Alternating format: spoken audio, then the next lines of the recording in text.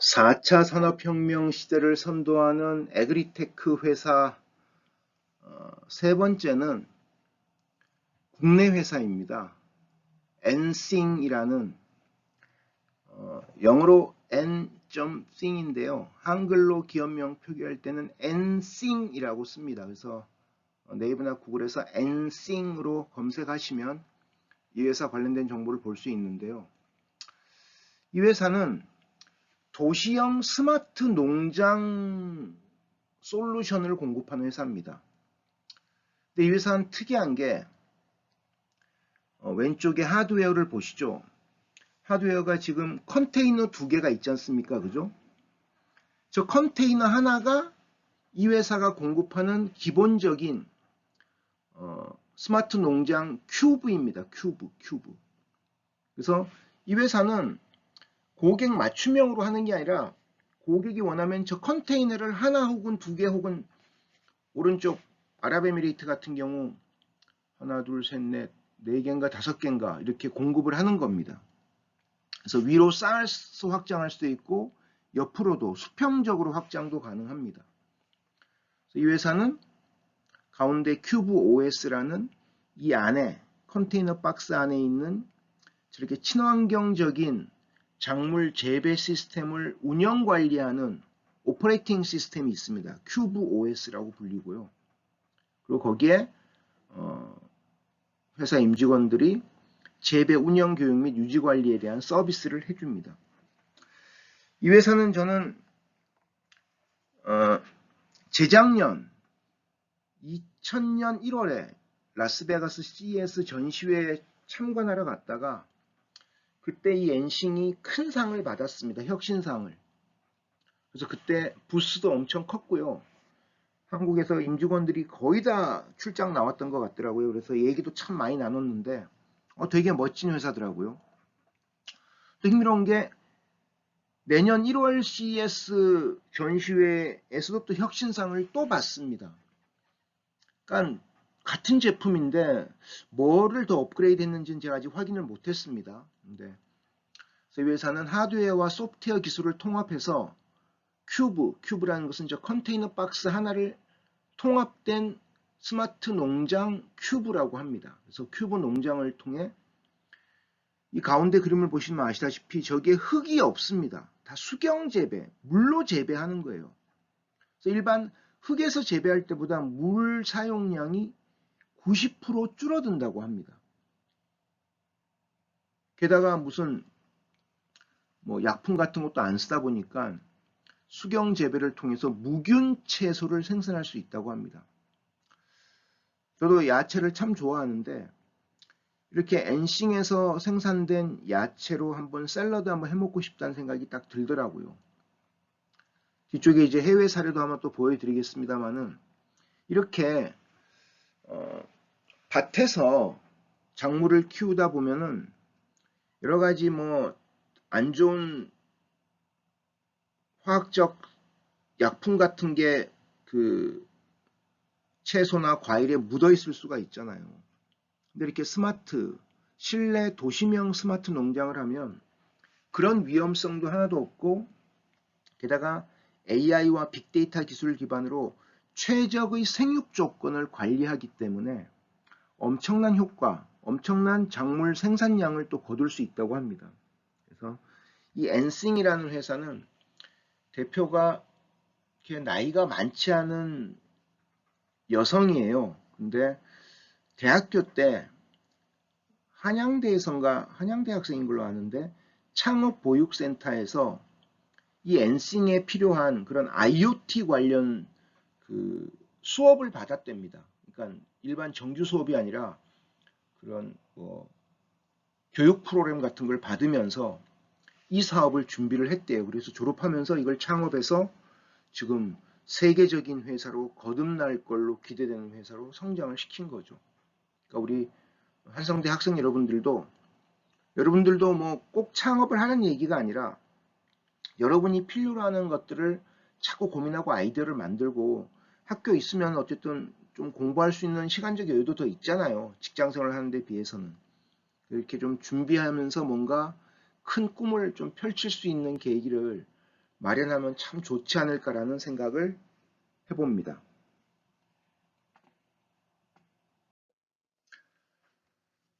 스마트팜과 관련된 에그리테크 선도하는 회사 중에 네 번째로 소개할 회사는 앞서 소개한 우리나라의 엔싱과 비슷한 독일의 인팜이라는 스타트업입니다. 이 회사는 아까 우리나라 엔싱과 달리 이렇게 큐브로 딱 맞춰진 컨테이너로 하는 게 아니라 원하는 곳에 원하는 공간마다 그 사이즈에 맞게 설비를 갖춰줍니다. 왼쪽 같은 경우는 유럽의 한 대형 마트 안에 채소 코너에 저렇게 스마트팜을 만들어 줍니다. 그러면 저 대형마트 안에 물건 사러 온 고객들은 저기 보이는 저 스마트팜의 문을 열고 채소를 뽑는 거예요. 그냥 자라고 있는 채소를 뽑아서 봉투에 담아서 바코드 찍어서 가격 얼마 나올 거 아닙니까? 그러면 계산대 가서 계산하면 되는 거예요. 정말 세상이 진짜 엄청 많이 바뀌고 있죠. 그래서 이 인팜의 도시형 수직 농장, 이게 지금 주로 유럽 그리고 일부는 지금 북미 지역에도 진출해 있는데, 그래서 아마존 프레쉬, 까르푸, 메트로, 홀푸드 같은 30여 개 대형 마트와 지금 파트너십을 체결하고 이걸 공급하고 있고, 최근에는 일본에도 진출을 했습니다. 제 생각에는 이런 인팜과 같은 기술을 가진 스타트업이 국내에 있는지 잘 모르겠는데, 어쨌든 얘네 같은 경우 특히 데이터 분석 역량도 상당히 뛰어난 걸로 평가를 받고 있어요. 그래서 아주 최적의 신선한 채소를 키우는 노하우가 있다고 평가를 받기 때문에 상당히 인기를 모으고 있는 회사입니다. 그래서 소비자는 마트에서 즉석 재배된 신선 채소를, 마치 우리가 시골 지인 집에 놀러 갔다가 밭에서 상추 같은 거 뽑아서 씻어가지고 삼겹살 구워 먹잖아요. 그런 것처럼 신선한 채소를 뽑아서 직접 구매하는 것이 가능하고, 이 채소들은 화학 비료나 살충제를 사용하지 않기 때문에 완전 친환경 채소라는 겁니다. 인팜이 최근에는 오른쪽에 보시는 것처럼 컨테이너가 아니라 거의 한 아파트나 빌라, 3, 4층 빌라 정도 되는 저런 대형 스마트팜을 사업을 시작하면서 이렇게 대형 농장을 필요로 하는 곳에 이 클라우드 기반의 이런 대형 스마트팜을 공급하는 사업도 지금 활발하게 펼치고 있습니다. 그래서 이게 모든 작물을 스마트팜, 이런 도시명 스마트 농장에서 다 키울 수는 없겠지만, 상당히 많은 야채들은 이제 땅이 아니라 이런 스마트팜에서 만드는 것들이 점점 확산되지 않을까라는 그런 생각이 들더라고요. 그래서 한국의 엔싱과 독일의 인팜, 물론 이들 회사에 버금가거나 혹은 더 잘하는 회사들도 많이 있습니다. 하지만 제가 최근에 이 강의 자료를 준비하면서 본 자료들 중에는 정말 독특한 방식으로 독특하게 고객에게 고객 가치를 생성해서 전달하고 그걸로 돈을 버는 회사들이라는 측면에서 여러분과 함께 공유하고 싶어서 이렇게 소개를 했습니다. 자, 이제 두 번째 주제인 스마트 헬스케어로 넘어가겠습니다. 앞서 스마트팜에 관련해 약 50분가량 여러분께 소개를 했는데요. 너무 짧은 시간이라서 여러분들이 얼마나 잘 이해하실지 좀 걱정은 됩니다만, 기본적으로 여러분들이 농부라는 관점에서 여러분이 과수원 주인이자 혹은 축산업자라는 관점에서 어떻게 하면 내가 이걸 효과적으로 관리하고 좋은 생육 환경을 만들 것인가라고 생각을 해보면 다 여러분 머릿속에 떠오르는 그런 기술들을 쓰면 되는 것입니다. 그런 관점에서 이해하면 좀 쉽게 이해할 수 있을 것 같다는 생각이 들고요. 근데 스마트 헬스케어는 좀 다릅니다. 스마트 헬스케어는 우리가 쓰는 스마트워치나 이런 지금 현재 우리가 손쉽게 스마트폰과 스마트워치 가지고 측정하는 그런 건강정보 이상으로 사실은 새로운 헬스케어 환경, 헬스케어가 건강관리, 의료 서비스를 얘기하는 거잖아요. 그렇게 새로운 개념의 건강관리 및 의료 서비스에 대한 패러다임을 변화시킬 만한 기술과 비즈니스 모델이 하루 다르게 계속 쏟아져 나오고 있습니다. 그래서 이 시간에는 앞으로 약 1시간여 될 것 같은데요. 이번 두 번째 세션과 마지막 세 번째 세션에 걸쳐서 스마트 헬스케어라는 것이 도대체 왜 우리가 주목해야 되고, 그럼 스마트 헬스케어가 도대체 뭘 하는 것인지, 그리고 스마트 헬스케어와 관련해서 지금 글로벌하게 떠오르는 몇 가지 흥미로운 비즈니스 모델을 간단하게 살펴보도록 하겠습니다. 스마트 헬스케어란 스마트 똑똑한 헬스케어 건강관리입니다. 혹은 의료 서비스. 똑똑한 건강관리 및 의료 서비스를 스마트 헬스케어라고 얘기하는 것이죠. 그래서 뭐 여러분 읽어보면 다 이해하실 겁니다. 개인의 건강과 의료에 관한 정보, 그리고 이런 것을 또 처리하는 각종 기기, 우리 스마트워치나 이런 거 있지 않습니까? 그죠? 혹은 스마트 벨트도 있고요. 그 다음에 이것을 처리하는 시스템, 또 이것들을 관련하게 다루는 플랫폼, 이런 것들을 다루는 산업 분야가 스마트 헬스케어 산업 분야고요. 그래서 일반적인 건강관리 서비스 혹은 의료 서비스와 의료 IT, 병의원과 의료 분야에 필요한 최신 정보통신 기술이 융합된 분야가 바로 스마트 헬스케어라고 지칭을 하는 것입니다. 그래서 밑에 작은 설명들 보시면, 상세 설명을 보시면 우리 개인이 소유한 휴대용 혹은 착용형 기기나 클라우드 병원 정보 시스템 등에서 확보된 다양한 정보가 있어요. 어떤 정보죠? 나의 생활 습관, 나의 신체 검진 정보, 키, 몸무게, 혈압 뭐 이런 것들이 있잖아요.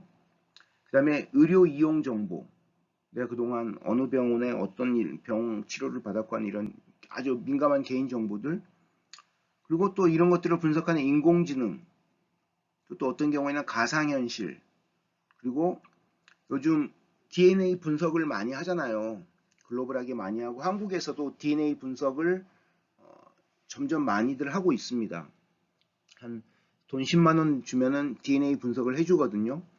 그 유전체 분석 정보, 이런 것들에 대한 분석을 기반으로 개인 중심의 건강관리 생태계를 만들어주는 것입니다.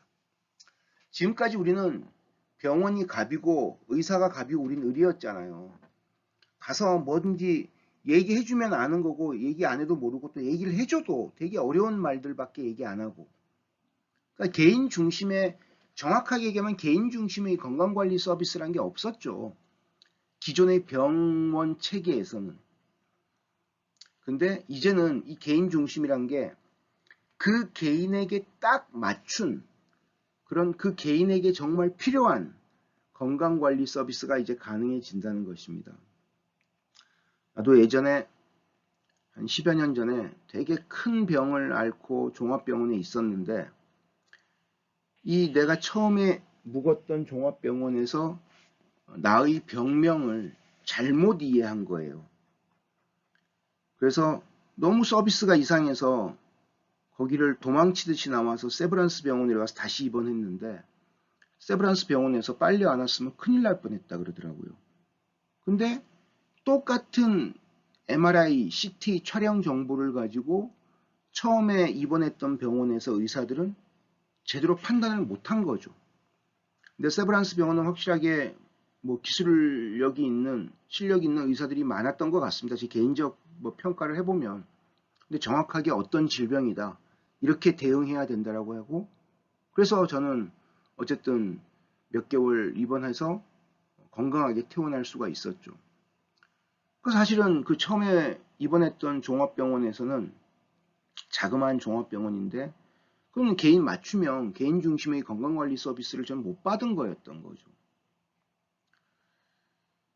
그래서 언제 어디서나 질병의 예방, 상태 파악, 진단, 치료, 예후, 건강 및 생활관리 등의 맞춤형 보건의료 서비스를 제공할 수 있는 환경으로 진화하는 것이 스마트 헬스케어의 궁극적인 목표 모델이라고 할 수가 있습니다.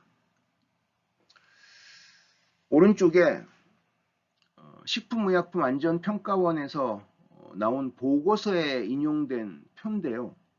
그 표를 보면 왼쪽은 전통적인 의료기기, 전통적인 우리 병의원 환경의 의료기기, 오른쪽은 스마트 헬스케어 시장에서 나오는 새로운 기기인데요.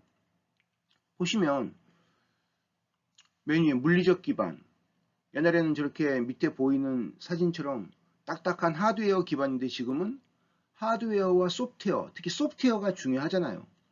저게 스마트폰이든 아니면 저 오른손 팔에 뭐 팔찌처럼 뭐 심박수 같은 거 체크하는 건가요? 저런 걸 밴드를 차는 것이든 하드웨어지만 저 하드웨어는 그 안에 있는 소프트웨어가 정말 중요한 소프트웨어 as a medical device라는 이런 소프트웨어 중심적인 기기가 이제 스마트 헬스 케어 시장에선 대세가 된다는 것이고요. 주요 기술은 옛날에는 전자기적인 제어나 측정 기술이었습니다. 대부분. 근데 지금은 뭐 클라우드, 빅데이터, 인공지능, 딥러닝, 사물 인터넷, 무선 네트워크, 3D 프린팅 등 정말 다양한 최신 IT 기술들이 망라해서 들어가고 있고 모바일 기술도 여기 들어가는 거죠. 그렇죠?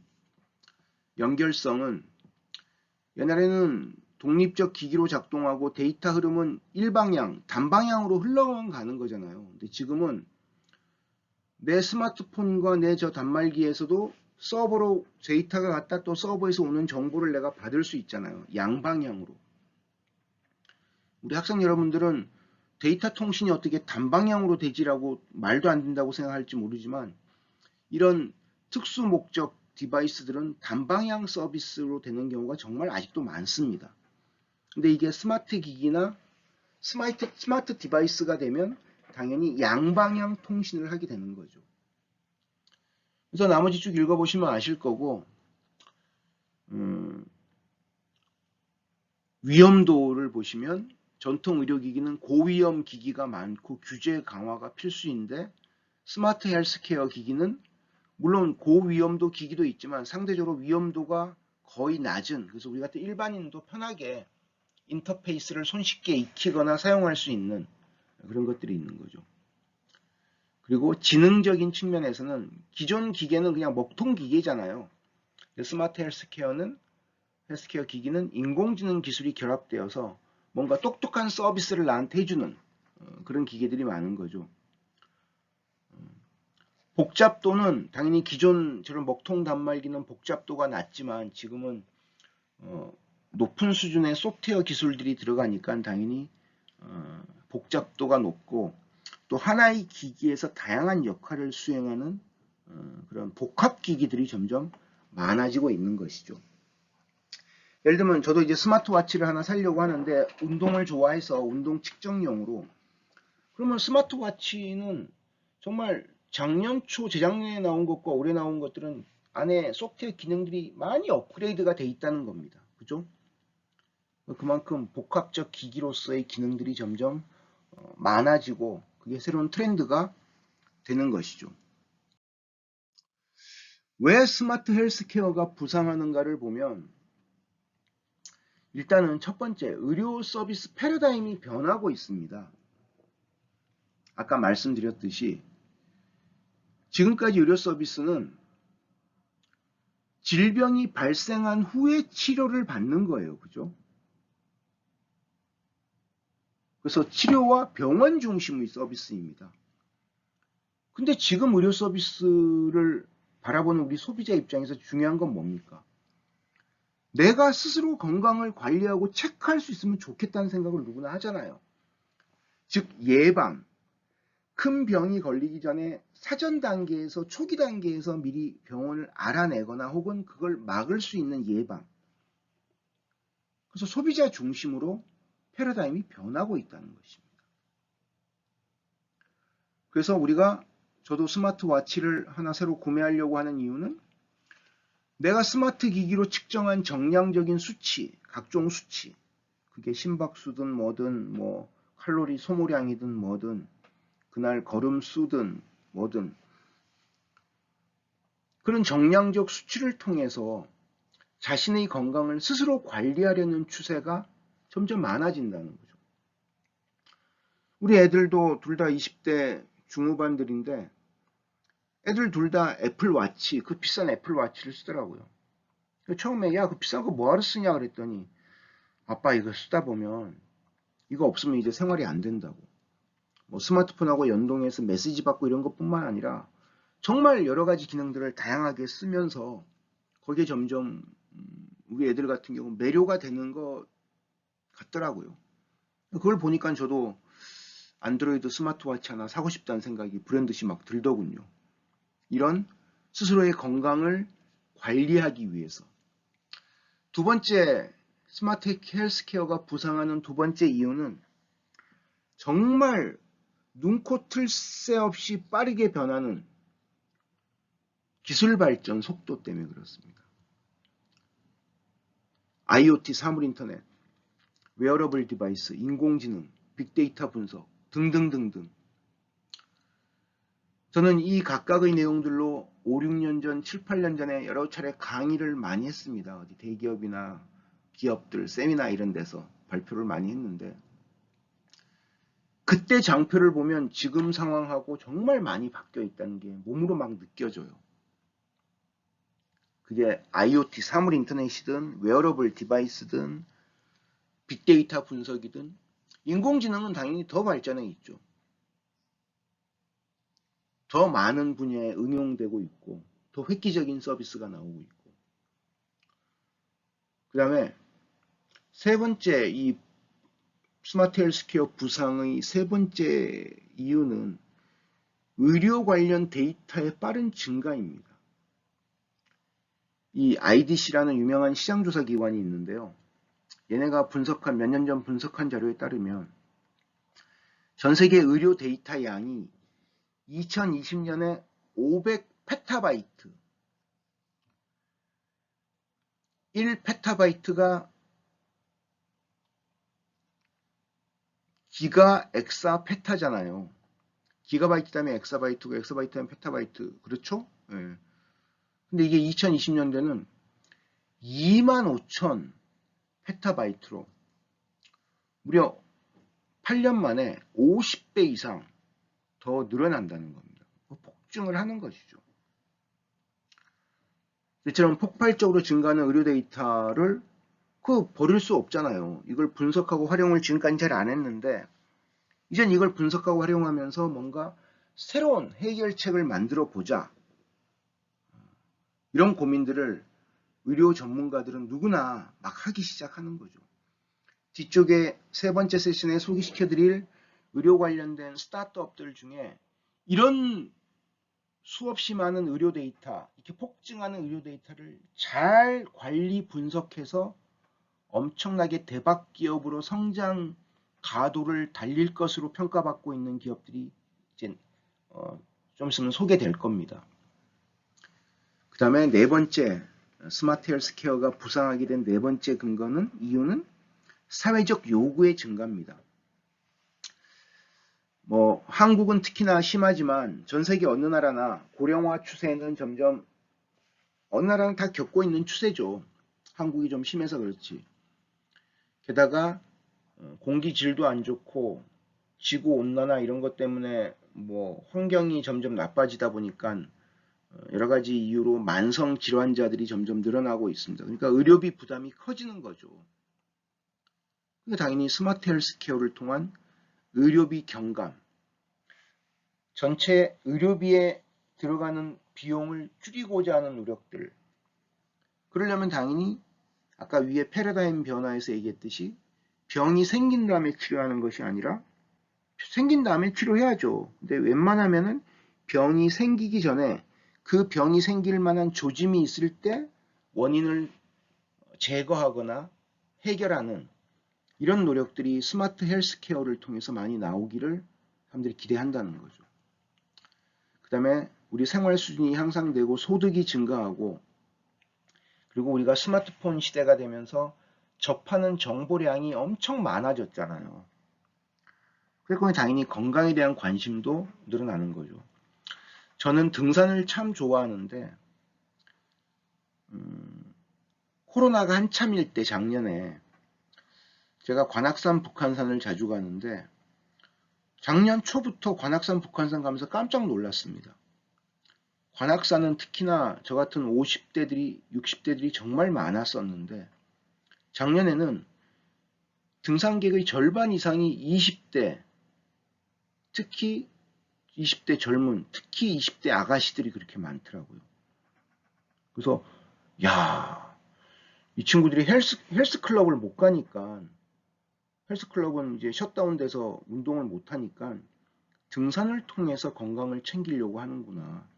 그걸 보면서 아, 건강에 대한 이슈가 요즘 애들이 젊은 애들이 하루 종일 밤새 게임만 하고 건강을 안 챙기고 있다는 생각을 저는 했는데 그런 애들도 있지만은 남자애들 중에 그런 애도 있지만 대다수는 건강을 잘 챙기고 있구나라는 생각이 들더라고요.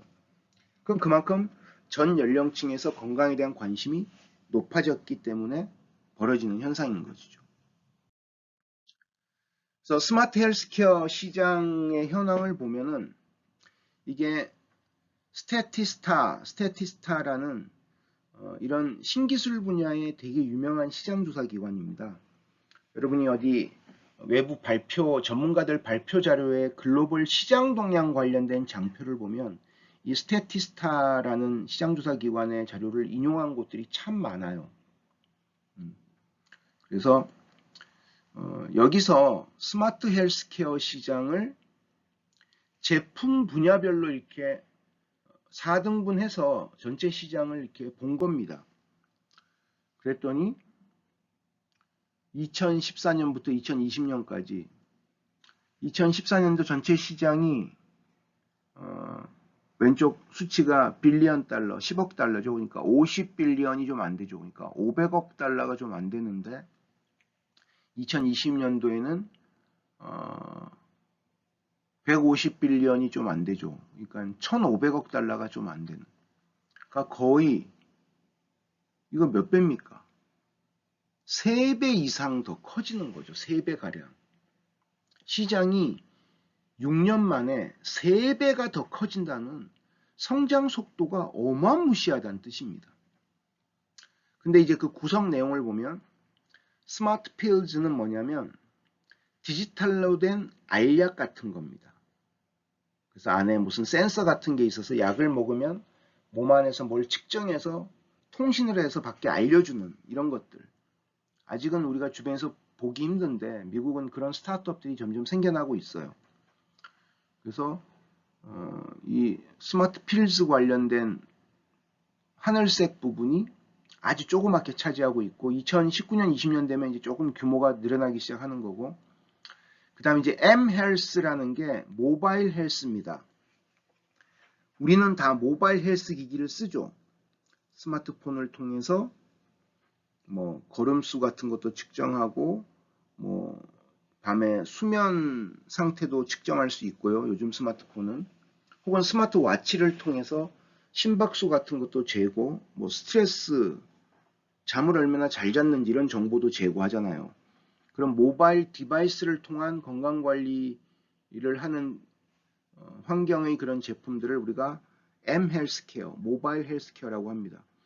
이 시장은 2014년도, 15년도에 4.56 정도 수준에서 폭발적으로는 4.5빌리언, 6빌리언 수준에서 2020년도에는 거의 2014년도에 10배가 넘는 수준으로 6년 만에 10배 이상으로 더 커지지 않습니까? 50.8빌리언, 508억 달러 수준으로. 그 다음에 가장 규모가 큰 시장은 텔레메디슨입니다. 텔레메디슨은 원격 의료입니다. 환자가 병원을 못 가거나 의사와 화상통화로 연결됐을 때 의사하고 화상으로 진단을 받는 거죠. 물론 필요한 정보 같은 경우 의사 질문에 답을 하는 것도 중요하지만 내 필요한 정보를 또 데이터를 쏴주는 거죠. 내 심박수가 어떻고 피 검사 같은 걸 했다. 소변 검사를 했다. 예를 들면 이런 것들을 전달을 해주는 거죠. 혈압을 쟀다 이러면. 그럼 의사가 이제 그걸 가지고 판단을 하는 거죠. 당연히 의사를 대면했을 때에 비하면 상황에 따라서는 약간 효과가 떨어질 수도 있겠지만 미국은 지금 엄청 시장이 확대되고 있습니다. 한국은 법적으로 못하게 되어 있지만 그래서 이 시장이 2014년도에 22.4빌리언 224억 달러에서 2020년도에 2배 이상 커지는 583억 달러 규모로 커집니다. 그 다음 마지막이 Electronic Health Records EHR 해서 Electronic Medical Record EMR이라고도 하고요. EHR이라고 하는데 EMR은 병원에 우리가 의사들이 병원에 가면은 환자를 진료했을 때 환자 관련된 정보를 의사들이 입력을 하잖아요. 펜으로 전자펜으로 쓰거나 그게 EMR 시스템이라고 합니다. Electronic Medical System. 그러면은 박석이라는 환자가 왔으면 어떤 병원을 어떤 몸이 불편해서 왔는지 그리고 처방전을 어떤 걸 내려줬는지 언제 병원을 또 왔는지 예약할지 이런 것들을 정보를 쓰는 거고 그걸 포함해서 다양한 건강 관련된 전체 정보를 우리가 일렉트로닉 헬스 리코드라고 합니다. 이 시장도 이 스마트 헬스케어 시장이 커지면서 이 시장도 점점 다른 시장처럼 폭발적으로 늘어나진 않지만 점점 규모가 커지는 것은 보이죠. 물론 상당히 느린 속도이긴 합니다만. 그래서 이거는 이제 스태티스타라는 해외 유명 시장 조사 기관의 4가지 분류고요. 우리 학생 여러분들이 스마트 헬스케어를 구성하는 게 도대체 뭐뭐 있는지를 좀 더 쉽게 이해하기 위해서 다음 장에서는 국내 한 연구기관이 유튜브에 올린 동영상 중에 일부를 제가 캡처를 떴습니다. 그래서 근데 요 스태티스타하고는 약간 구분 방식이 좀 달라요. 거기는 스마트 필스라는 게 없고 또 다른 게 들어 있는데 그 내용을 한번 보시고 다시 얘기를 진행하도록.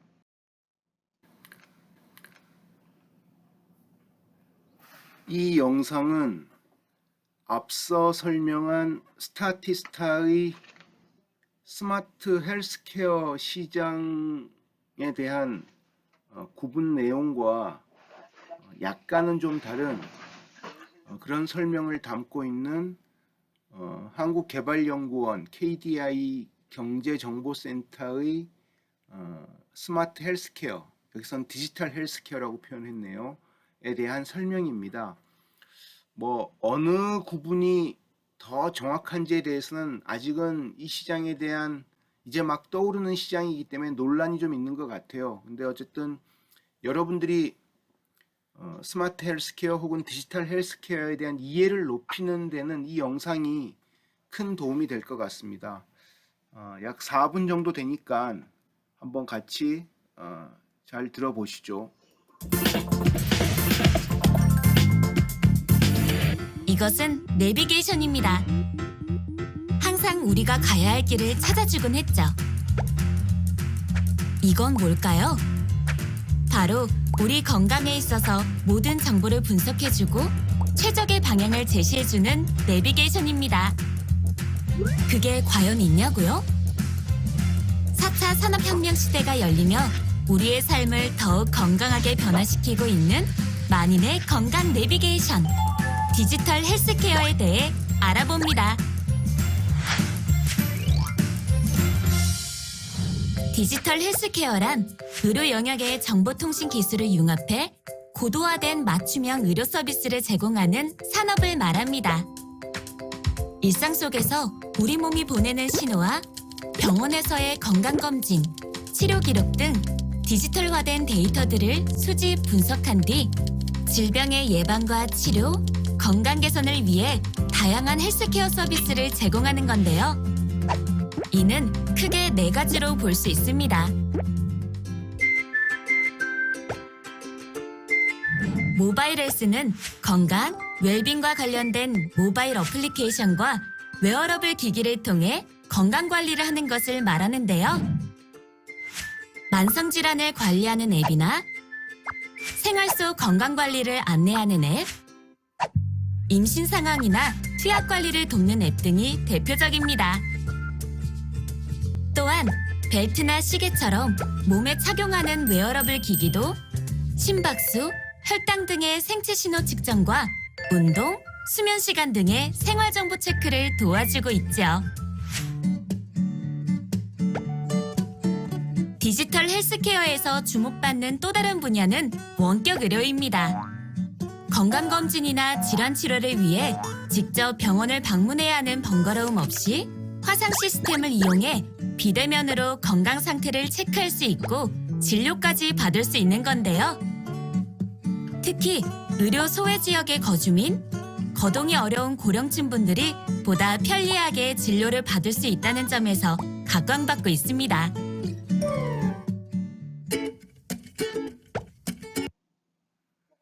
지금까지 보여준 두 가지 모바일 헬스케어와 그 다음에 원격 의료는 앞서 스타티스타의 글로벌 시장 분석에서도 설명이 됐던 내용입니다. 그렇죠? 근데 지금부터 나올 나머지 두 가지는 앞의 내용과는 좀 다른 측면에서 이 디지털 헬스케어 시장을 스마트 헬스케어 시장을 분석하고 있습니다. 여러분들이 생각하기에는 지금 요 KDI의 분석 내용이 좀 더 이해가 잘 되실 거라는 생각이 듭니다. 계속 보시죠. 개인별 맞춤 의료를 제공하기 위해서는 대량의 데이터 활용이 필수입니다. 최근 인공지능, 빅데이터 기술의 비약적인 발전으로 과거에는 접근하지 못했던 유전자 정보까지 수집 및 분석할 수 있는 토대가 마련되고 있습니다. 이를 통해 원인 규명이 쉽지 않았던 중증 질환이나 난치성 질환의 발병 원인을 기술적으로 파악하는 것이 가능해졌죠.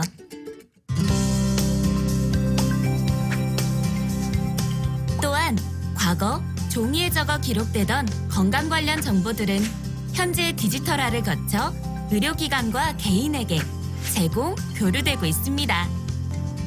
이렇게 체계화된 시스템이 디지털 헬스케어의 실현을 위한 기반이라 할 수 있는데요. 세계적으로도 병원 중심의 보건정보에서 개인 중심의 보건정보로 확대되고 있으며 장기화되고 있는 코로나19 대응 과정에서 디지털 보건정보 시스템이 다방면에 적극적으로 활용되면서 디지털 헬스케어에 대한 사회 전체의 경험치가 축적되고 있습니다. 디지털 헬스케어는 빠르게 성장하며 우리의 생활 속에 녹아들어가고 있습니다. 디지털 헬스케어를 통해 변화될 우리의 건강한 미래. 다음 영상인 디지털 헬스케어 일상생활 편을 통해 확인하세요. 예, 이 마지막 부분 디지털 의료 기록 부분은 앞서 스타티스타의 시장조사 자료에서 얘기하는 EMR 부분과 많이 겹치는 부분이네요. 어쨌든 여러분들 입장에서 디지털 헬스케어는 이 영상 앞에서 설명한 것처럼 우리 몸의 신호를 기반으로 몸의 어떤 건강 상태를 규명하는 내비게이션 역할을 한다는 되게 적절한 비유인 것 같아요. 그 부분을 잘 기억하시면 좋을 것 같습니다.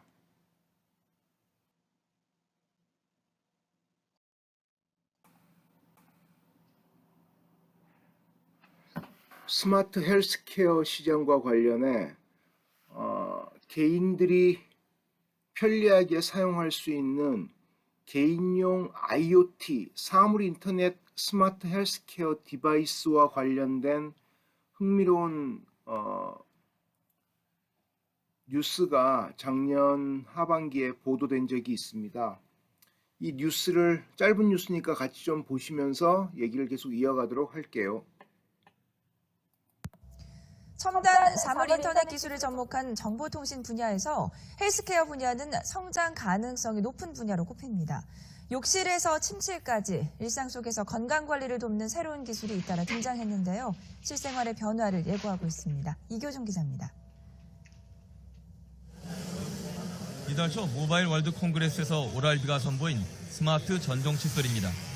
사물 인터넷 기술을 적용한 제품으로 블루투스 방식으로 스마트폰과 연결해 칫솔의 모든 동작을 보여줍니다.